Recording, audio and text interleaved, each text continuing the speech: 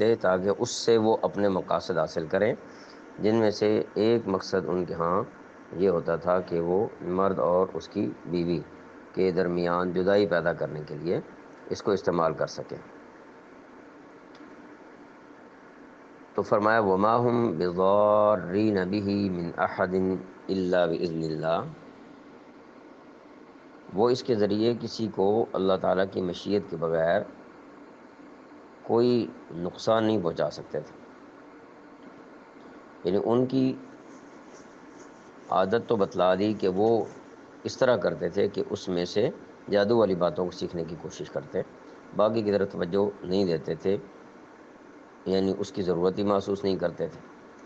لیکن ان کے اس کوشش کے باوجود اللہ تعالیٰ نے یہ بات واضح فرما دی کہ اللہ تعالیٰ کی مشیت کے بغیر وہ کسی کو کوئی نقصان نہیں پہنچا سکتے تھے۔ تو یہاں پر واضح رہے کہ جادو پر جو ایمان والے لوگ تھے، جن کا جادو کی طرف ہی رجحان تھا، وہ یہ خیال کرتے تھے کہ جادو بذات خود اتنا اثر رکھتا ہے کہ جو مطلوبہ نتیجہ ہوتا ہے جادو کے ذریعے سے وہ ضرور حاصل ہوتا ہے،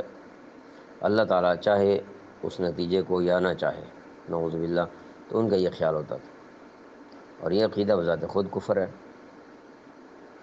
تو فرمایا کہ دنیا کے دوسرے اسباب کی طرح جادو بھی ایک سبب ہے۔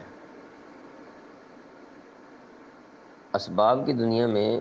اللہ تعالیٰ کی مشیت کے بغیر کوئی چیز بذات خود نہ تو نفع دے سکتی ہے نہ نقصان، لہذا دنیا میں کوئی بھی کام اللہ تعالیٰ کی مشیت